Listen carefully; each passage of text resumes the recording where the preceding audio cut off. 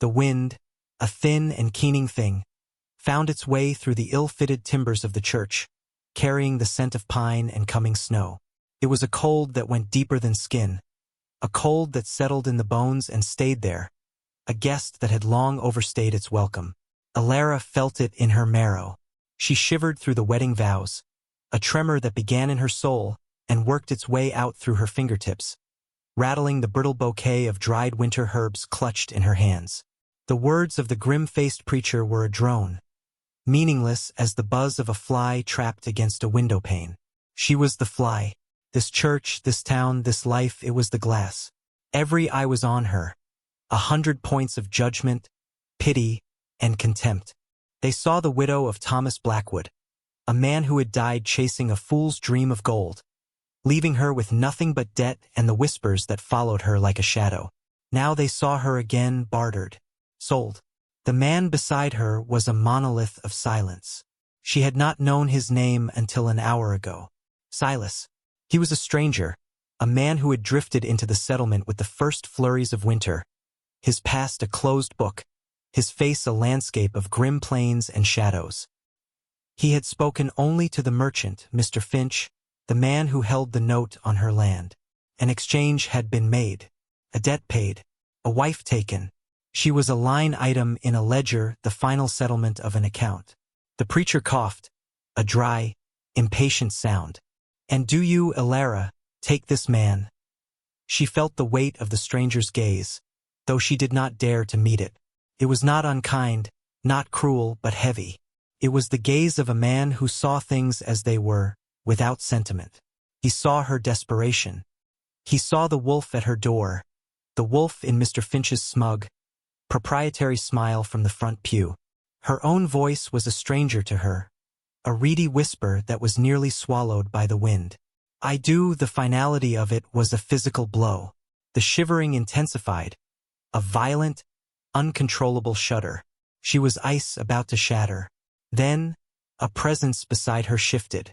A low voice, rough as worn leather but pitched for her ears alone, moved through the cold air. It was not a command, not a reassurance, but a statement of fact, as quiet and absolute as the coming winter.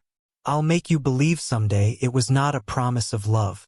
It was something far more unnerving, far more profound. It was a promise of reality, of substance, in a world that had become a phantom limb. She did not know if it was a threat or a vow of salvation. The tremor in her bones stilled, not from warmth, but from the sheer, stunning weight of those words. The cold remained, but for the first time in a year, it was no longer the only thing she could feel. The journey to the homestead was made in the same stark silence that had defined their union.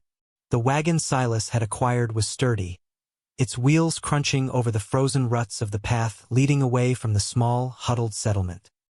He handled the reins with an economy of motion that seemed to be his nature, his broad back a wall between her and the world they were leaving behind.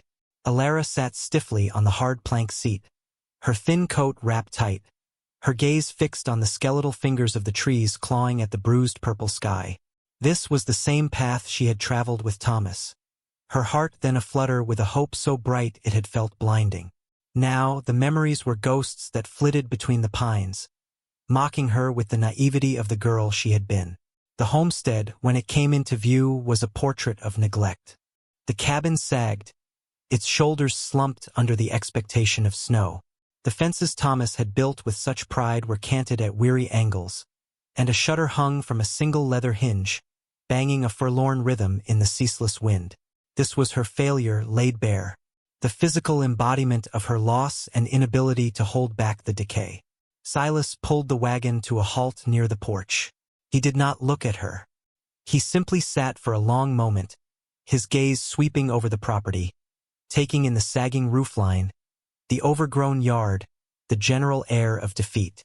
She braced herself for a word of disgust, a sigh of regret. It did not come. He just absorbed it all, his expression unreadable. He swung down from the wagon, his movements fluid and certain. He did not offer her a hand. He began to unhitch the horse, his focus absolute. Alara remained seated, a statue of apprehension. This was the moment. He would lead her inside, and the true nature of their bargain would be revealed. The cabin door would close, and she would be his property in truth. Her breath hitched, but he did not turn toward the cabin. After tending to the horse, he retrieved a heavy canvas roll and an axe from the back of the wagon. He walked not to the front door, but to the barn.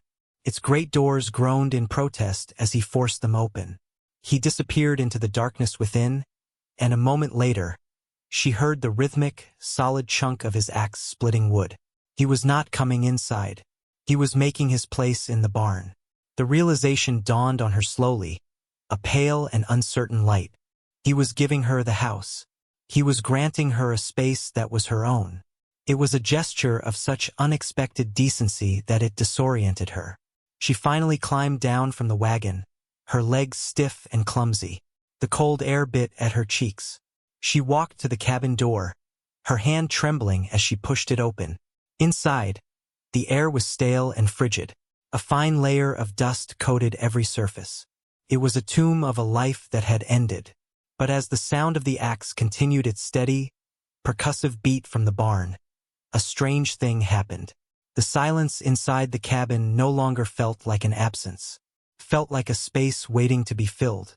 Not with laughter or joy, those were concepts from a foreign land, but with purpose. She looked at the cold, dark hearth, and for the first time in months, she saw not an emblem of her loneliness, but a task to be done.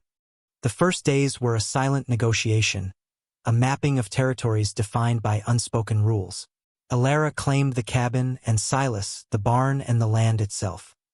He rose before the sun, the scrape of his boots on the frozen earth the only alarm she needed. She would watch from the small, grimy window as his silhouette moved against the gray dawn, a figure of relentless industry. He did not seem to feel the cold. He worked with a steady, focused rhythm that was mesmerizing. He started with the fence, resetting the posts with powerful, jarring blows of a sledgehammer that echoed across the clearing. He moved with a brutal efficiency, wasting no motion, his breath pluming in the air. He was a force of nature, pushing back against the entropy that had claimed her home. He mended the broken shutter, his hands, which she expected to be clumsy with size, proving deft and sure. He climbed onto the roof, seeming fearless against the steep pitch, and patched the spots where shingles had surrendered to the wind and rain. He was sealing the wounds of the homestead, one by one. Alara, in turn, found her own rhythm. She cleaned the cabin with a ferocity that surprised her, scrubbing away the dust and the lingering scent of sorrow. She aired out the linens, beating them against the porch railing until her arms ached. She polished the tarnished silver, watching her own haunted reflection slowly clarify in the metal. She cooked. It was the one thing that felt familiar, the one skill that still belonged to her. In the beginning, she would leave a plate of food, biscuits, a slice of salt pork, on the porch railing. Hours later, the plate would be gone, returned to the same spot, wiped clean. No words were ever exchanged. It was a transaction as stark and necessary as the chopping of wood. They were two solitary creatures orbiting a shared center of survival. He was a presence she felt more than saw. The woodpile by the cabin door grew into a formidable wall against the coming winter. A deer, expertly dressed, appeared one morning hanging from the branch of the oak tree. He had provided. She butchered the meat, her hands numb with cold but her mind sharp with the task. She rendered the fat, smoked the haunches, and made a rich, savory stew from the tougher cuts. That evening, the scent of it filled the small cabin, a defiant note of warmth against the encroaching night. She hesitated, then ladled a generous portion into a bowl. Leaving it on the porch felt insufficient, almost insulting. Taking a breath, she opened the door and walked toward the barn. The bowl held before her like an offering. The interior was surprisingly orderly. His few possessions were neatly arranged. A fire glowed in a small, makeshift stone hearth, casting dancing shadows on the walls. He was sitting on a stool, sharpening the blade of his axe with a whetstone, the rhythmic scrape the only sound. He looked up as she entered, his hands stilling. His eyes, the color of a stormy sea, held hers. There was no surprise in them, only a quiet watchfulness. She said nothing, simply walked forward and set the bowl down on a crate near the fire. He gave a single, almost imperceptible nod. It was an acknowledgement, an acceptance. She turned and walked back to the cabin, the snow crunching under her feet. Something had shifted. The line between the barn and the house had been crossed. It was not a bridge of intimacy, but a fragile thread of mutual respect, spun in silence and necessity. The thread, once spun, began to strengthen, woven with gestures that spoke louder than any words could. One morning, draped over the back of the chair where she always sat to mend, was a pelt. It was a wolf pelt, thick and lustrous, cured to a surprising softness. It was impossibly warm. She ran her hand over it, the texture a shock of life against her calloused fingers. She knew what a pelt like this was worth at the trader's post. It was a small fortune, a comfort he could have easily kept for himself or sold for coin. He had given it to her. She wrapped it around her shoulders, the warmth seeping into her, chasing away a chill that had been her constant companion for a year. That evening, she baked a loaf of bread, using the last of her precious flour. She made sure the crust was a perfect, deep brown, the way she imagined a man who worked so hard would appreciate. She took it to him not with hesitation, but with a sense of rightness. He was mending a piece of harness by the firelight, his large hands working with intricate precision. He accepted the bread with that same quiet nod, the scent of it filling the cold air of the barn. They were building a language between them, a vocabulary of action. A repaired harness for a loaf of bread. A load of perfectly split firewood for a jar of preserved berries. A warm pelt for a hot meal. It was a barter system of care, devoid of sentiment yet deeply meaningful. Alara found herself watching him more and more. She studied the way he moved, the set of his jaw when he concentrated, the way his eyes would scan the horizon, constantly alert. There was a deep sadness in him, a stillness that went beyond mere quietness. It was the stillness of a man who had lost something fundamental and had learned to live in the hollowed-out space it had left behind. She saw it in the rare moments he thought himself unobserved, when his hands would fall idle and his gaze would turn inward, his face becoming a mask of old grief. She wondered what ghost haunted him, what memory had carved those lines around his eyes. Her fear of him had long since evaporated, replaced by a profound and unsettling curiosity. He was no longer just the stranger who had bought her, but Silas, the man who had single-handedly resurrected her home from its grave. The man who had given her a wolf pelt and asked for nothing in return. But the world outside their small, isolated sphere had not forgotten them. The town, and specifically Mr. Finch, viewed their arrangement with a sour suspicion. Finch had wanted the land, not just the settlement of a debt. He had wanted to see her broken and driven out, a final victory over the memory of Thomas Blackwood, whom he'd always considered an arrogant fool. Silas's intervention had thwarted him, and Finch was not a man who tolerated being thwarted. One afternoon, Alara went to check the snares she had set along the creek bed. She found them empty, which was not unusual. But the posts that marked her property line, the very posts Silas had so carefully reset, had been vandalized. 2 of them were splintered, hacked at with a crude axe. It was a message, a violation. A tremor of the old fear returned, cold and sharp. She ran back to the homestead, her breath catching in her throat. Silas was at the woodpile. He saw her face and straightened immediately, his own expression hardening. "What is it?" His voice was low, taut. It was one of the few times he had initiated speech. "The line posts," she managed, pointing. "Down by the creek. They're broken." He did not need any further explanation. He picked up his own axe, its blade gleaming, and started toward the creek without another word. She watched him go, his stride long and purposeful. He was not just a laborer. He was a protector. And she realized with a jolt that the violation of the property felt like a violation against them, not just her. The line between her survival and his had blurred into invisibility. The act of vandalism was a stone dropped into the quiet pool of their existence, the ripples spreading outward, disturbing the fragile peace. Silas repaired the fence posts, his movements tighter, more deliberate than before. When he returned to the barn that evening, a new tension hummed in the air between them. The unspoken truce felt inadequate in the face of a tangible threat. He was cleaning his rifle by the fire, the metallic clicks sharp and precise in the silence. Alara brought his meal, but this time she did not retreat immediately to the cabin. She lingered by the doorway, her new wolf pelt clutched around her. He did not look up from his task, but he knew she was there. The silence stretched, thick with things unsaid.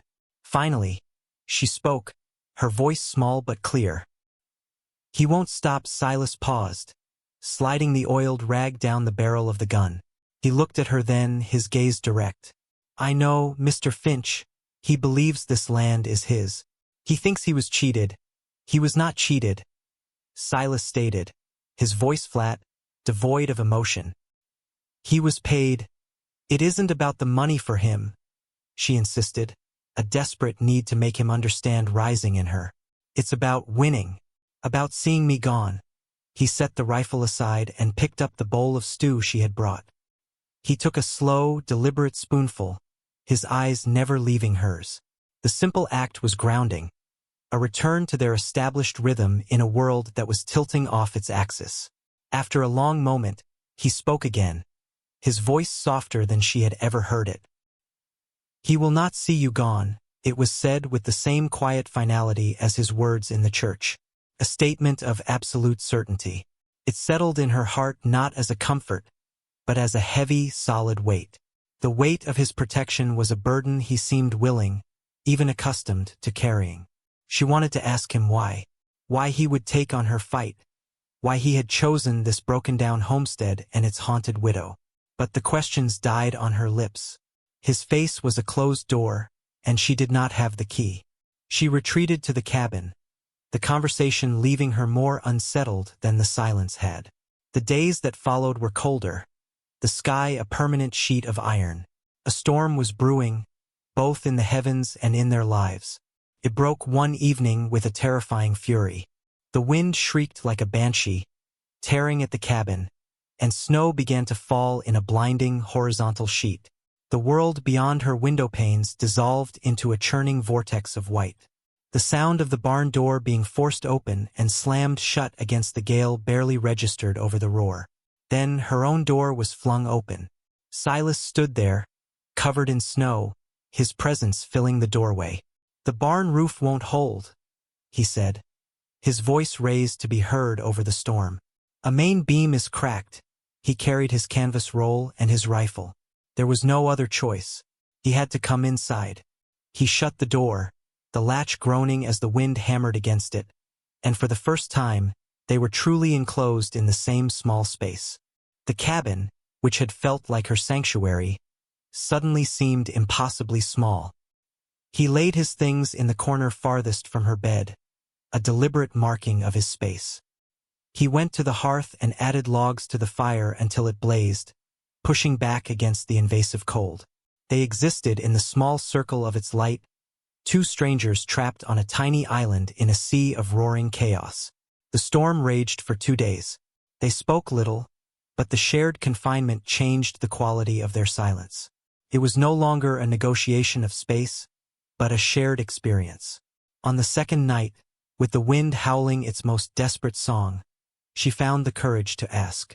"You've seen storms like this before." It wasn't a question. He was tending the fire, his back to her. He stilled. He said, his voice a low rumble. "In the high mountains. They come without warning." He was quiet for a long time, and she thought that was all he would say. But then he spoke again, his voice rough with memory. "My wife." She was afraid of the wind. The words hung in the air, a confession of shattering weight. A wife. Past. A grief that suddenly had a name, a shape. "She and my boy. They were caught in an early blizzard. I was away, checking traps." He did not turn around. He did not need to. She could see the entire tragedy in the rigid line of his shoulders. "By the time I got back, it was too late." The story was delivered in stark, clipped sentences, each one a blow. He had not just lost a family. He had been absent when they needed him most. The guilt was a phantom she could almost see, clinging to his broad back. Her own loss felt small and selfish in comparison. Thomas had died chasing a dream. Silas's family had died while he was simply trying to provide for them. She finally understood the source of his relentless work, his need to mend and secure and protect. He was fighting a battle he had already lost once before. He was trying to rebuild the world for her that he had failed to save for them. The blizzard broke on the third morning, leaving a world transformed. The snow lay in deep, sculptural drifts, a blanket of pristine, unforgiving white. The silence was absolute, profound.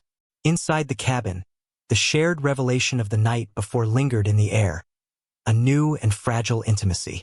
Silas had retreated into himself again, the door to his past firmly closed, but now Alara knew what lay behind it. She saw not a stranger, but a man freighted with a sorrow that mirrored her own, though its weight was heavier, its edges sharper. The cold, however, was a more immediate concern. The relentless storm had depleted their firewood at an alarming rate. Silas spent the day clearing a path to the woodpile and splitting the frozen logs, his axe ringing out in the clean, cold air. Alara, watching him work, felt a pang of anxiety. Their supplies, which had seemed so abundant, were dwindling. The venison was half gone, the flour nearly spent. Winter had only just begun.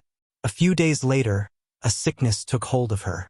It started as a deep chill the fire could not touch, followed by an aching in her bones and a fever that left her weak and disoriented. She tried to fight it, to push through the fog of illness as she had pushed through everything else, but her body betrayed her. She collapsed while trying to fetch water from the well, the bucket slipping from her numb fingers and clattering on the frozen ground. She remembered the world tilting, the white snow rushing up to meet her, and then, nothing. She awoke in her own bed. The wolf pelt was tucked tightly around her, and the fire in the hearth was a roaring blaze, casting a warm, orange glow on the log walls. A damp cloth was on her forehead, blessedly cool. Through the haze of fever, she saw Silas. He was sitting in the chair by the fire, his large frame seeming to fill the small cabin. He was not watchful or distant. His expression was one of deep, furrowed concentration, his gaze fixed on her. When he saw her eyes were open, he rose and came to the bedside. He carried a steaming mug. "Broth," he said, his voice low and gentle. He helped her sit up, his arm surprisingly steady and careful as it supported her back. She was too weak to protest, too weak to feel the awkwardness of his proximity. She drank the hot, savory broth, the warmth spreading through her chest, a small victory against the invasive cold of the illness. For the next 3 days he tended to her. He kept the fire blazing, fetched water, and spoon-fed her broth when she was too weak to hold the mug herself. He moved with a quiet competence, never speaking more than was necessary, but his presence was a constant, solid reassurance. In her fevered dreams, she was lost in a blizzard, the wind tearing at her, her limbs turning to ice. But always, a large, warm hand would find hers and pull her forward, leading her out of the white chaos and toward the light of a fire. She would wake with a start, her heart pounding, to find Silas sitting in his chair, the firelight catching the grim, protective set of his jaw. The line between dream and reality blurred. The stranger, the silent guardian of her homestead, was becoming the guardian of her life. He was no longer a man she was bound to by a desperate bargain, but a man who was binding himself to her through acts of unwavering care. On the 4th day, the fever broke. She awoke feeling weak but clear-headed, the world once again in sharp focus. The cabin was warm and quiet. Silas was gone. A moment of panic seized her, a primal fear of abandonment. Then she saw it. On the small table beside her bed was a bowl of cooled broth, a cup of water, and a small, perfectly carved wooden bird, its wings outstretched as if in mid-flight. It was exquisitely detailed, the work of a patient and skilled hand. He had made it for her. He had sat by her bedside, whittling this small token while she slept, a silent message that he was there, that he was watching over her. She picked up the small bird. Its smooth wood warm from the fire. She clutched it in her hand, the delicate shape a stark contrast to the calloused, powerful hands that had created it. The fear receded, replaced by a feeling so new and overwhelming she could not put a name to it. It was a fragile seed of trust, planted in the frozen ground of her heart, finally beginning to sprout. With her strength returning, a semblance of their old routine resumed, yet everything was different. The space between them was no longer charged with suspicion or uncertainty, but with a quiet, shared history. The silence was comfortable, companionable. He had seen her at her most vulnerable, and his response had not been pity or dominance, but a gentle, steadfast care. He had moved his belongings back to the barn as soon as she was able to tend to the fire herself, a gesture of respect for her space that she now understood completely. But the invisible line between the two buildings was gone, erased by the storm and her sickness. He still ate his meals in the barn, but sometimes she would join him, sitting on a nearby crate, sharing the warmth of his small fire. They rarely spoke, but the shared silence was its own form of communication. She learned the story of his life not through words, but through the scars on his knuckles, the faraway look in his eyes when he stared into the flames, the gentle way he treated the horse. He, in turn, learned hers through the determined set of her jaw as she regained her strength, the way she made the meager supplies last, the care she took in tending the small wooden bird he had carved, which now sat on the mantelpiece. But their fragile peace was an illusion. A temporary truce in a war Finch had no intention of ending. The merchant had been waiting, letting the deep winter do his work for him, believing the harsh conditions and isolation would break them. When word reached him that Silas was making regular trips to a distant trap line to secure more game, he saw his opportunity.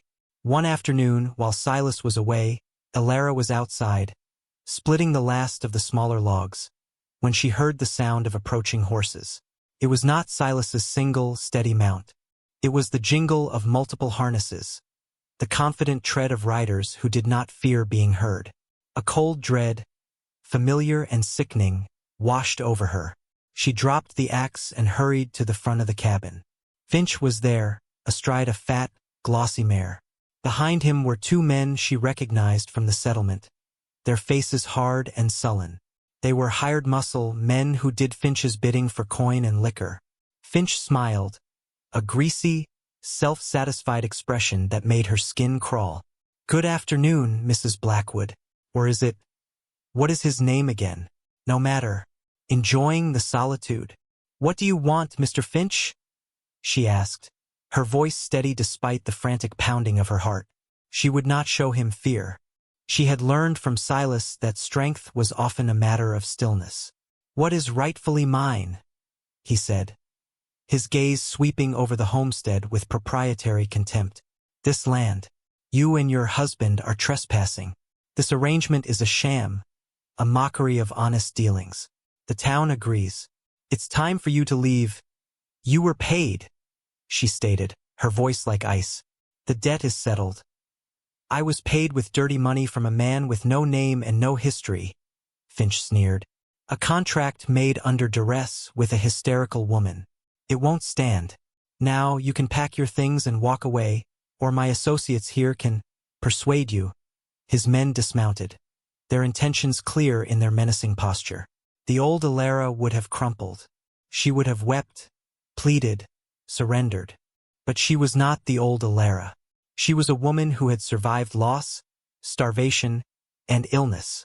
She was a woman who had a cured wolf pelt around her shoulders and a home that had been rebuilt with silent, stubborn care. She slowly bent down and picked up the axe she had dropped. The weight of it in her hands was solid, real. "This is my home," she said, her voice low and dangerous. "You are the one who is trespassing. Leave." Now Finch laughed, a short, ugly bark. "Feisty. I almost admire it. But you are alone, little bird," he nodded to his men. "Persuade her." They started toward her, their grins cruel. Elara raised the axe, her knuckles white. She did not know if she could use it, but she knew she would not back down. She would not let them take this. Not now. Not after everything. Just as Finch's men took their first confident steps toward her, a new sound cut through the tense air, the swift, rhythmic gallop of a single horse pushed to its limit. All four of them turned. Emerging from the tree line, a dark figure against the white snow, was Silas. He was not riding his horse. He was a part of it. A seamless union of man and animal moving with breathtaking speed and purpose. He had been on his way back, had likely seen the other horses from a distance. He bore down on them like a hawk stooping on its prey. His face a mask of cold, controlled fury. He did not slow as he reached the clearing. In a movement so fluid it seemed impossible, he swung his leg over the saddle and dropped to the ground, his motion carrying him forward. He had his rifle in his hands, but he did not raise it to fire. He used it as a barrier, a tool of leverage. He met the first of Finch's men not with a punch, but with a precise, brutal collision. The butt of the rifle struck the man high on the chest, the impact echoing with a sickening thud. The man went down, gasping, the air driven from his lungs. The second man, startled by the suddenness of the assault, fumbled for the pistol at his belt. He was too slow. Silas spun, the long barrel of the rifle swinging in a silent, deadly arc. It connected with the man's wrist, and the crack of bone was sharp and clear in the frigid air. The man screamed, clutching his shattered arm, his pistol falling uselessly into the snow. It was over in less than 10 seconds. It was not a brawl. It was a dismantling. Silas moved with the lethal economy she had seen him use to fell trees and dress game. There was no wasted energy, no theatrical rage. It was the terrifying efficiency of a man who understood violence intimately and wished only for it to be over. He now stood between Alara and the two fallen men, his rifle held loosely at his side.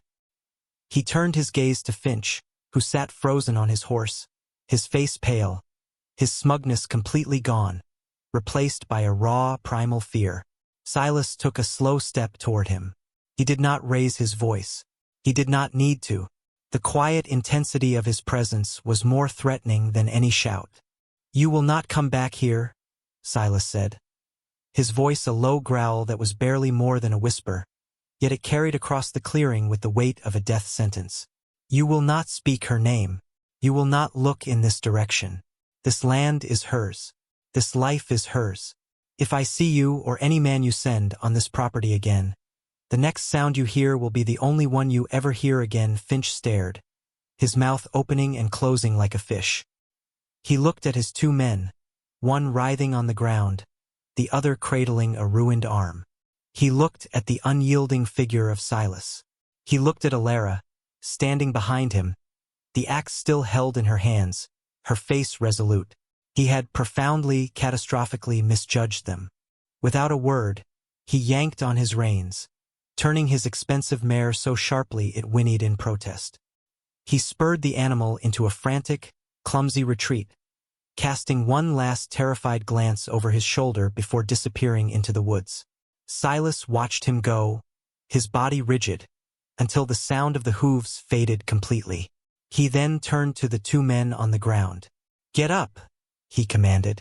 The man with the broken wrist staggered to his feet, his face ashen with pain. The other man was still struggling for breath, but he managed to push himself into a sitting position. "Take him," Silas said, gesturing with the rifle barrel.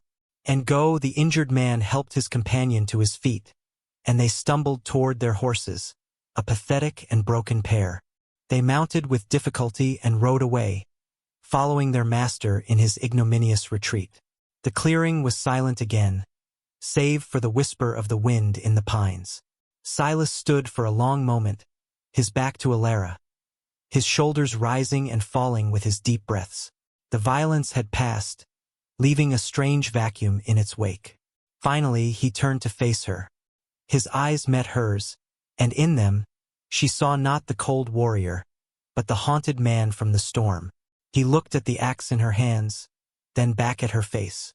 A flicker of something, pride, relief, understanding, passed through his expression. He walked over to her and gently, with his free hand, he took the axe from her grasp and set it down. His fingers brushed against hers. It was the first time he had touched her skin since the day of the wedding. The contact was a spark, a jolt of warmth that had nothing to do with the fire and everything to do with the man standing before her. He had not saved a damsel in distress. He had arrived to stand with a woman who was already saving herself. In the aftermath of the confrontation, a new kind of quiet settled over the homestead. It was not the silence of strangers, nor the companionable silence of shared work. It was the deep, resonant quiet that follows a battle, when the world holds its breath, assessing the cost and the victory. Silas tended to the gash on his cheek where one of Finch's men had grazed him, his movements methodical. Elara brought him a clean cloth and a basin of hot water, setting it down beside him in the barn. Their roles were reversed now. She was the caregiver, he the one in need of mending, however slight his injury. He met her gaze as she offered him the cloth, and for the first time he did not look away. The barriers were down, washed away by the adrenaline and the shared danger. She could see the exhaustion in his eyes, the deep weariness of a man who had been forced to visit a part of himself he kept locked away. "Thank you," she said, her voice soft but firm. It felt like an inadequate word for what had happened, for what he had done. He simply nodded, taking the cloth and dabbing at his cheek. "You did not need my help," he stated, his voice raspy. "You were holding the axe. It was not a question. It was an observation." He had seen her. He had seen her strength, her defiance. He was not a savior who saw her as a creature to be rescued. He saw her as an equal, a partner in the fight. That acknowledgement was more precious to her than the act of violence he had committed on her behalf. It validated the transformation that had been occurring within her, the slow forging of a new self in the fires of hardship. That evening, she did not take his meal to the barn. She set two places at the small table in the cabin. She waited, her heart a nervous drum against her ribs. It was an invitation, a crossing of the final threshold. After a long while, the cabin door opened. Silas stood there, silhouetted against the deep blue of the twilight. He looked at the table, at the two bowls of steaming stew, at the two spoons at the chair opposite hers. He looked at her. He stepped inside, closing the door softly behind him, shutting out the cold and the rest of an unforgiving world. He walked to the table and sat down. They ate in silence, but it was a silence that was full to bursting. It was filled with the memory of the blizzard, the heat of the fire during her fever, the shared weight of their past griefs, and the fierce, undeniable truth of their united stand against Finch. It was the silence of a home. When the meal was finished, he did not immediately rise to leave. He stayed seated, his large hands resting on the table. He looked at the small wooden bird on the mantelpiece, then back at her. "I made that for my boy," he said, his voice thick with a sorrow he no longer tried to hide. He loved birds. It was a piece of himself, freely given, an explanation for the one gentle thing she had seen him create. "It's beautiful," she whispered, her own eyes stinging. He would have loved it. Silas nodded slowly, a profound sadness passing over his face, but it was a sadness shared, not shouldered alone. He had given her his grief, and she had accepted it, holding it alongside her own. He had built a fortress around her land, but in that moment, she realized he had also allowed her inside the fortress of himself. The debt was no longer about land or money. It had been repaid 100 times over in sweat, in care, in protection, in shared vulnerability. They were bound not by a preacher's words or a merchant's ledger, but by the common ground of survival and the slow, patient building of a life from wreckage. The winter deepened, burying the world in a profound and solemn hush. But inside the small cabin, something had thawed. The presence of Silas was no longer a negotiation of space, but a fundamental part of the landscape of her life, as essential as the fire in the hearth and the roof over her head. He still slept in the barn, but he took all his meals at the table in the house. The ritual became the anchor of their days, a silent communion that bookended the hard work of survival. The threat of Finch had vanished, evaporating like mist in the morning sun. Word of the confrontation had trickled back to the settlement, likely embellished by Finch's humiliated men. The story painted Silas not as an outlaw, but as a man who fiercely protected his own. The town, which had once judged her, now left her in a state of respectful peace. They had become their own sovereign nation, a population of 2, governed by unspoken laws of mutual reliance. Alara found herself rediscovering parts of herself she thought long dead. A dry, quiet wit would sometimes surface in response to a clumsy mishap, earning a rare, almost imperceptible upturn of Silas's lips. She began to take pride in the homestead not as a place of memory and loss, but as a testament to their shared resilience. She planted winter herbs in a small box by the window, their green shoots a defiant promise of life in the midst of the frost. She was no longer just surviving. She was living. One evening, as a gentle snow was falling, she was mending one of his shirts by the firelight. The fabric was coarse, worn thin in places from hard labor. She ran her fingers over a patch she had sewn, the stitches neat and small. He was sitting opposite her, carving another piece of wood. This time it was not a bird, but a wolf, its head raised as if howling at a silent moon. He worked with an intense focus, the shavings falling onto the hearthstone. She watched his hands, strong and calloused, yet capable of such delicate, precise work. They were the hands that had reset her fences, patched her roof, held a rifle with deadly intent, and spoon-fed her broth when she was helpless. They were the hands that had built her a new world. "Why did you do it?" she asked, her voice barely disturbing the quiet. He paused in his carving, but did not look up. "Do what?" "Here, this homestead." The question had been sitting in her heart for months, a heavy, unanswered stone. He set the carving down and finally raised his eyes to meet hers. The firelight danced in their depths. "When I lost them," he began, his voice a low rumble, "I lost everything. I drifted. There was no anchor, no purpose, just moving.